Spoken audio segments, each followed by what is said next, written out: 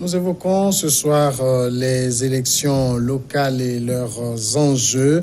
Le Togo, nous le rappelons toujours, se prépare à aller aux urnes le 30 juin prochain pour l'élection des conseillers municipaux. C'est une première élection depuis déjà 32 ans et on voit beaucoup de remous dans les états-majors de différentes formations politiques, à part quelques-unes qui ont décliné la participation à cette élection. Nous verrons ce qu'il en est au niveau du Parti du Peuple et de l'Intégrité, dont nous recevons ce soir le coordonnateur national Abel Hezouyaou Badassé. Bonsoir, monsieur Badassé. Bonsoir, monsieur Samuel, et bonsoir à tous les téléspectateurs. Merci d'avoir accepté notre invitation. Toujours un plaisir. De quel regard suit-on au niveau du PPI l'organisation des élections locales? Je dirais que c'est un regard très attentif, puisque c'est des élections qui sont très capitales pour le développement de notre pays. Donc, en tant que parti politique, nous avons le souci de prendre part activement à ces élections locales pour que, enfin, notre pays puisse asseoir la démocratie à la base et propulser le développement de notre pays vers l'avant. Ça veut dire clairement, au PPI, on se prépare à présenter des listes à ce scrutin. Bien, même si nous n'allons pas prendre part activement en présentant des listes, je pense qu'en tant que parti politique, nous avons un travail de formation à faire sur le terrain. Bon, à voir la date à laquelle ces élections locales ont été annoncées par le gouvernement, en réalité 32 ans de latence, je crois que pour le gouvernement, nous ne trouvons pas cela très juste de pouvoir lancer la date du 30 juin, un mois et demi, pour donner aux partis politiques de se préparer à ces élections législatives. Je pense que nous sommes encore sur le terrain. Pour le moment, nous sommes en train de réfléchir. Nous travaillons avec nos partenaires pour voir dans quelle mesure, dans quelle région, dans quelle commune nous pouvons quand même positionner des candidats. C'est lundi, si je ne m'abuse, que va s'achever le dépôt des dossiers. Mais si vous êtes toujours dans la réflexion jusqu'à ce jeudi, ça va être compliqué pour vous. Vous voyez, être un élu local, ce n'est pas une tâche aussi facile. Vous voyez que quand vous demandez, même peut-être à nous, même les acteurs politiques, nous maîtrisons peu le concept même de la décentralisation. Alors, quand vous demandez à quelqu'un qui fait partie d'une liste pour être élu dans une commune, alors s'il est élu maire aujourd'hui, quelles sont ses responsabilités? Je pense qu'il serait incapable de vous dire exactement ce qu'il attend comme tâche. Alors, nous avions souhaité qu'il y aurait un travail de fond, de préparation qui devait être fait à la base. C'est vrai que c'est le rôle des partis politiques quand même de former ses militants, mais le gouvernement communique peu. Il a beaucoup et a peu communiqué sur ces élections locales, ce qui a fait que vous allez voir un peu partout au niveau des états-majors des partis politiques, c'est un peu la débandade, chacun court de gauche à droite, vraiment c'est l'impréparation totale. Donc nous voudrions quand même avoir une préparation parfaite avant de nous lancer dans quelque élection que ce soit. Une préparation parfaite, ça vous aurait demandé combien de temps? Du moins, nous estimons que le gouvernement peut-être aurait pu accorder, ou bien aurait pu accorder 3 mois, voire 4 mois, pour que les partis politiques puissent réellement entrer dans le jeu. Puisque c'est vrai que ce n'est pas seulement les partis politiques qui vont faire partie des partis prenants de ces élections locales. Il y a aussi la société civile, il y a aussi des listes indépendantes qui vont arriver. Mais en tant que partenaire, je crois que c'est du devoir du gouvernement de nous informer à temps. Vous voyez que on a tergiversé après le 20 décembre. Est-ce qu'il y aura des élections locales? Oui. Quand est-ce qu'on ne sait pas? Et à un mois, on nous lance la date à la figure. Bon, c'est un peu décevant. Mais la dynamique de cette élection a été enclenchée depuis très longtemps.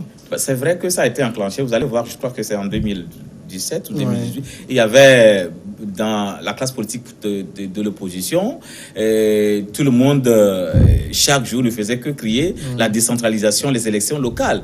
Bon, après les événements du 19 août sont venus éclipser un peu. Et on a oublié un peu les élections locales et on se focalise sur les élections législatives. Faut-il aller, bon, ou pas, jusqu'au 20 décembre? Et après le 20 décembre, le gouvernement a tout préparé. Vous voyez qu'à partir même du 20 décembre, le gouvernement, le parti uni était déjà sur le terrain en train de se préparer. Alors donc, les partis politiques qui étaient jusque-là dans la préparation, ou bien dans l'obtention de meilleures conditions de pouvoir participer aux législatives du 20 décembre, ont mis les élections locales de côté, puisque 30 ans déjà, 32 ans, comme vous venez de le dire, on ne savait pas, on savait qu'il devait y avoir des élections, mais à quelle date, personne ne savait. Donc, le gouvernement, quand même, devait ouvrir un peu le jeu en associant un peu les partis politiques dans la prise de décision au niveau de cette date qui a été fixée. Alors, vous pensez qu'à l'heure actuelle, tous ces partis qui se précipitent pour aller à ces élections ne sont pas vraiment prêts? Bon, je ne peux pas parler au nom de tous les partis politiques, je parle au nom Parce que vous avez dit quand même dit que le gouvernement était déjà sur le terrain, mais les autres étaient comme dans une sorte de diversion à s'occuper des législatives du 20 décembre. Ça montre qu'il y a quand même une sorte d'impréparation de leur côté. Oui, il y a une sorte d'impréparation d'une façon générale, c'est ce que nous avons observé. À partir du moment où, au sorti du 20 décembre, tout le monde a vu la crise qu'il y a eu et puis comment est-ce que les élections sont venues solder, je crois, tout ce qui s'est passé. Bon, à partir du 20 décembre, je crois que le gouvernement devait quand même appeler toute la classe politique, s'asseoir pour voir dans quelle mesure, puisque une grande partie de la classe politique togolaise, de l'opposition n'a pas pu participer aux législatives du 20 décembre. Alors, les locales qui s'annoncent, le gouvernement devait quand même inviter les partis politiques. Bon, venez, nous avons quand même, les législatives vous ont échappé, nous avons les locales à préparer. Ensemble, nous allons déterminer les conditions dans lesquelles, les meilleures conditions dans lesquelles on va aller à ces législatives. Bon, je pense que cette date-là a été fixée de façon unilatérale, quand bien même nous savons que c'est du ressort du gouvernement, de la CENI, qui propose le gouvernement intérim.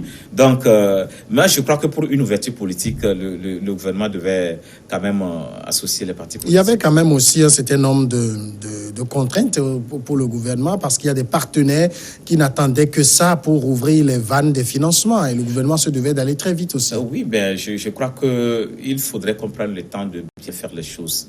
Aujourd'hui, c'est vrai que des partis politiques vont participer. Je ne sais pas ce qu'il en est exactement de la préparation au niveau des autres partis politiques.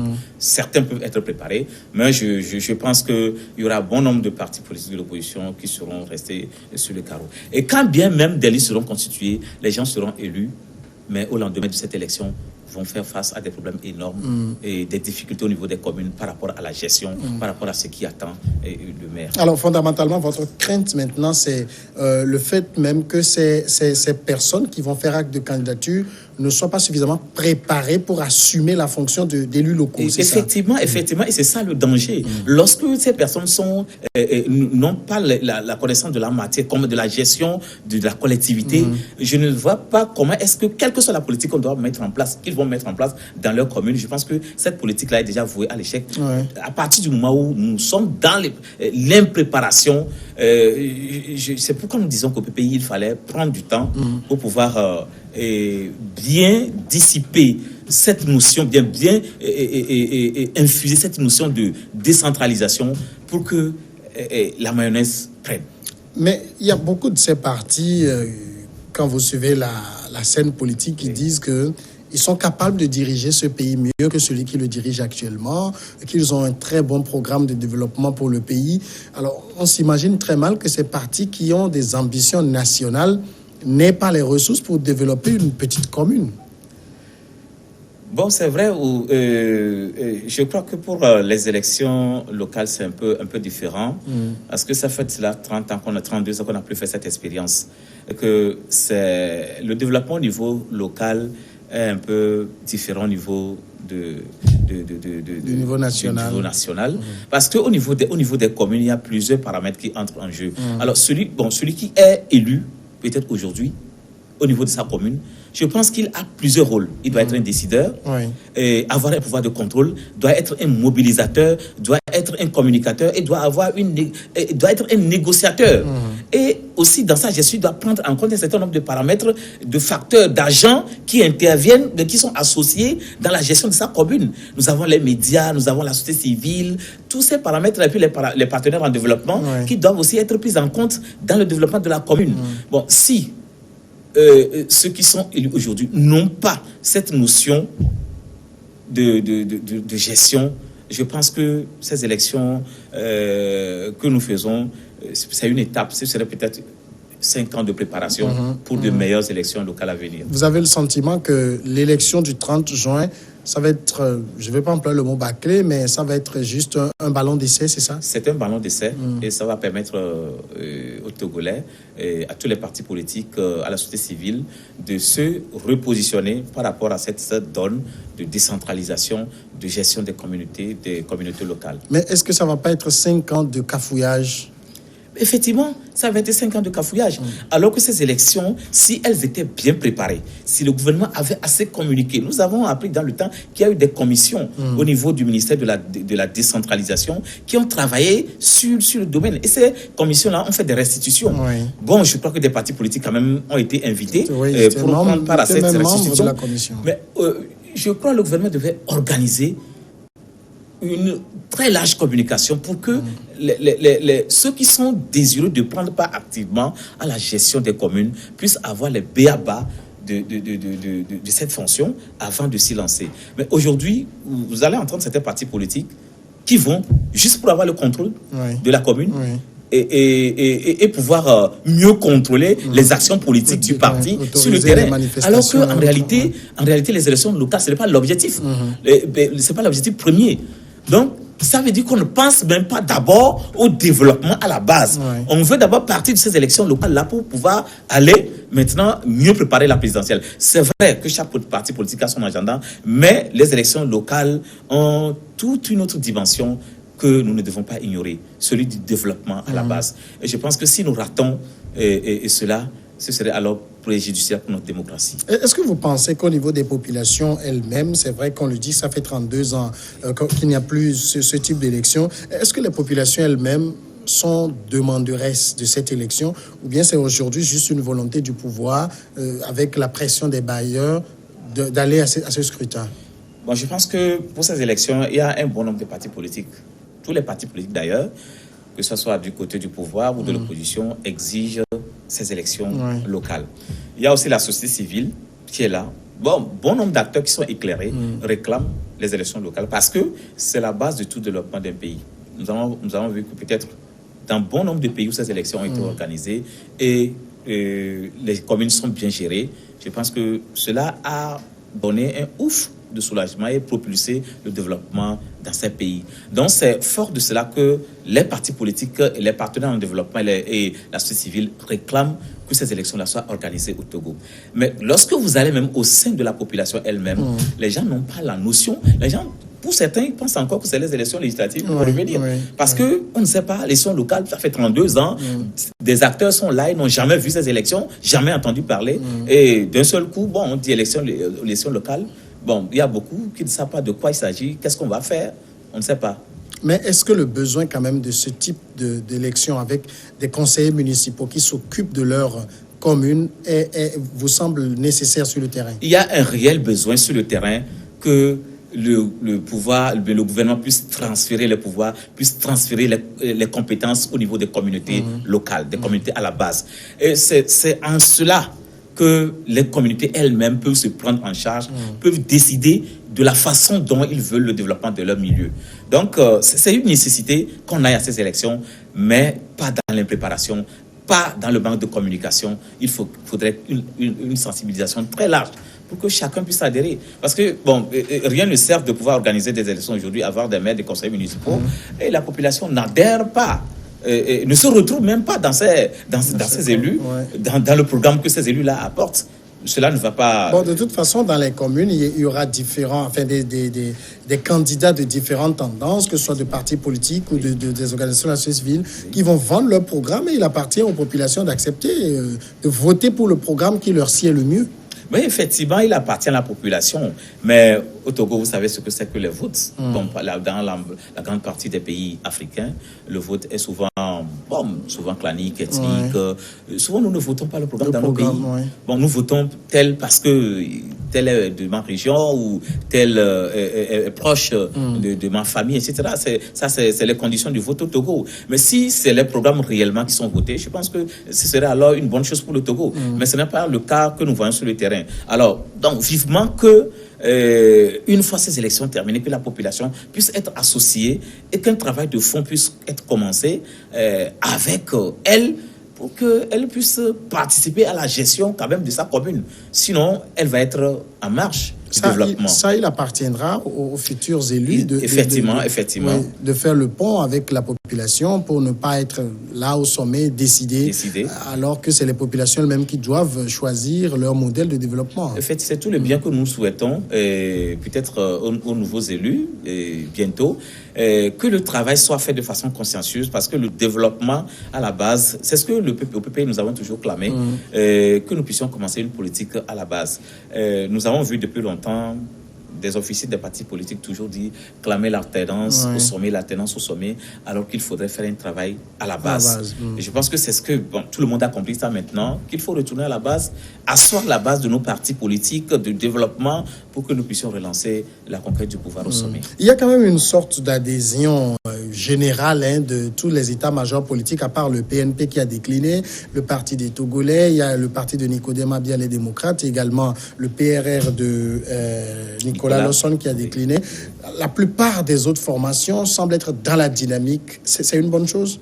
Non, c'est une très bonne chose que nous puissions avoir une élection qui suscite l'adhésion d'une grande partie des partis politiques que nous avons au Togo. Cela prouve que la démocratie au Togo est sur de bonnes marches. Nous sommes en train d'avancer sûrement, lentement mais sûrement. Et c'est le peuple togolais qui gagne. Mais est-ce qu'en même temps, ce n'est pas un peu ridicule dans la mesure où rien n'a fondamentalement changé entre les deux élections qu'on a eues? Effectivement, je sais ce à quoi vous voulez en venir. Bon, comme au niveau des législatives, on n'avait rien, pas peut-être pour notre propre turpitude, on a pu trouver quelque chose pour mettre sous la dent. On va se soulager quand même avec les élections locales. Sinon, je pense que c'est une erreur grave que la classe politique togolaise de l'opposition a commise en boycottant les élections législatives du 20 décembre. Ça a été une erreur. Je souhaite que cela ne se répète plus, que les décisions que les leaders politiques prennent soient des décisions réfléchies pour que demain nous ne puissions pas avoir à regretter encore. Pour vous, quels sont les réels enjeux de ces locales? Alors, les réels enjeux de ces locales, c'est d'abord, cela permet quand même de mesurer la valeur des partis politiques. Vous savez que nous avons plus d'une centaine de partis politiques. Donc, cela permet de juger de la valeur, de l'efficacité des différents partis, de ces micro-partis que nous avons sur le territoire. Donc, et cela permet également d'enclencher un développement à la base. Parce que si nous restons toujours dans la déconcentration, nous donnons encore la chance au pouvoir de pouvoir contrôler tout. Et puis, tous les temps, nous accusons le gouvernement que le développement ne marche pas. Alors, donc, c'est l'occasion maintenant, pour nous, partis politiques de l'opposition, la société civile également, de pouvoir prendre part activement à ces élections-là, et que si demain nous avons des communes à diriger, que ces communes-là soient des exemples de développement que nos partis politiques nous proposons pour avoir au sommet de l'État demain. Alors, si peut-être aujourd'hui le PPI a une commune ou deux communes à gérer, alors l'efficacité de notre politique doit se traduire directement dans ces communes-là. Et la population verra, et cela va se faire rejaillir également sur toutes les autres communes. Alors, c'est à partir de là que nous allons faire l'expérience alors de la gestion de la chose publique. Donc, ça, c'est des élections qui sont très cruciales, très importantes pour que les partis politiques puissent se faire valoir. Ça va créer au niveau du développement des communes une certaine émulation, une compétition entre les communes. Effectivement, ça va créer une émulation parce que les élus locaux vont engranger un bon nombre de projets, vont tisser des relations, des partenariats par-ci, par-là, pour le développement de la commune. Et c'est la population qui gagne. Donc, une commune ou bien une liste qui arrive quand même à amorcer le développement de sa commune, je pense que celui qui est à la tête de cette commune-là, le parti politique, s'il est issu de partis politiques, le parti politique ne fera que peut-être engranger des points auprès de la population. Au même moment, certains trouvent quand même d'un mauvais œil que ce soit une élection dont les partis politiques sont en train de... ces partis, on les voit vraiment en lice, alors que ça doit être quelque chose qui recueille l'adhésion même de la société civile. Oui, effectivement, nous avons remarqué que... Et puis, ce n'est pas notre souhait au PPI que ces élections locales soient tellement politisées. Parce qu'en réalité, le développement à la base, c'est vrai que c'est des politiques que nous mettons en place, mais ce n'est pas la politique politicienne qu'il faut venir mettre en application au niveau de ces communes. J'ai l'impression que lorsque j'entends peut-être des leaders de partis politiques parler, c'est comme ce serait alors un terrain sur lequel on vient gagner et montrer à l'autre qu'on est plus fort. En fait, ce n'est pas ça. Qu'est-ce que le parti qui vient, qu'est-ce qu'il propose? Ou bien qu'est-ce que cette liste-là, ces élus-là proposent à la communauté pour son développement? Donc, on doit parler plus de développement à la base, plus de social que de politique. Je ne pense pas que ces élections soient une occasion pour les partis politiques de se faire valoir par rapport aux autres. C'est comme c'est une compétition entre les partis politiques. C'est vrai qu'ils ont quand même le droit de participer, mais on doit fondamentalement penser au social, au développement de la communauté que nous voudrions gérer. Est-ce qu'au même moment, ce ne sont pas les organisations de la société civile qui laissent le terrain à ces partis d'être plus visibles, en tout cas en l'espèce? Depuis longtemps, nous avons toujours dit que les organisations de la société civile n'ont pas joué à fond leur rôle sur le territoire togolais. Et c'est une organisation très politisée. Et je pense que nous, les acteurs politiques, nous avons tendance à entériner cela. À partir du moment où, pour composer la CENI, on dit qu'il faut coopter une société civile proche de l'opposition et une société civile proche du parti au pouvoir, je pense que ce n'est pas une bonne chose. C'est des éléments que nous devons revoir dans notre code électoral pour que nous puissions laisser la société civile jouer pleinement son rôle. Bon, c'est ça. Lorsqu'elle est politisée, elle ne peut pas jouer clairement son rôle d'élément tampon entre le pouvoir et l'opposition. Donc, c'est elle qui a laissé le champ libre aux partis politiques qui essaient maintenant de prendre le terrain. Vous n'avez pas peur quand même qu'après cette élection du 30 et après l'installation des élus locaux, on assiste à cette guerre de politique au niveau, à la base? Puisqu'on aura par exemple un certain nombre de communes où ça ne va pas être un seul parti qui remporte tous les élus. Effectivement. Tel que la situation togolaise, le cas politique du Togo se présente, il faudrait alors que, c'est ce que nous avons dit au pays, repenser les élections locales. Alors, ce ne serait pas alors un lieu où les partis politiques vont étaler leur lutte. Non, plutôt, nous venons ensemble. Lorsque c'est une liste élue, composée de plusieurs partis politiques, alors je pense que c'est à cette liste-là de pouvoir concevoir une politique de développement pour les milieux. Et non seulement la politique de leur parti politique, sinon ça ne marchera pas. Parce que si nous avons 5 représentants des partis politiques au sein de cette liste-là, qui a été élue, alors on va appliquer la politique de quel parti? C'est pas possible. Donc c'est pourquoi nous voudrions que cette élection locale puisse être dépolitisée pour que ceux qui seront élus puissent penser le social, le développement de la commune que d'amener des guerres politiques au sein de la commune. Cela ne va pas avantager nos sociétés. Abel Hezoui Aobadassé, merci d'être passé répondre à nos questions. C'est moi qui vous remercie. Vous êtes le coordonnateur national du Parti du Peuple et de l'Intégrité, PPI. On va observer un moment de pause, on regarde le journal et on est encore ensemble pour Regard Croisé. Merci.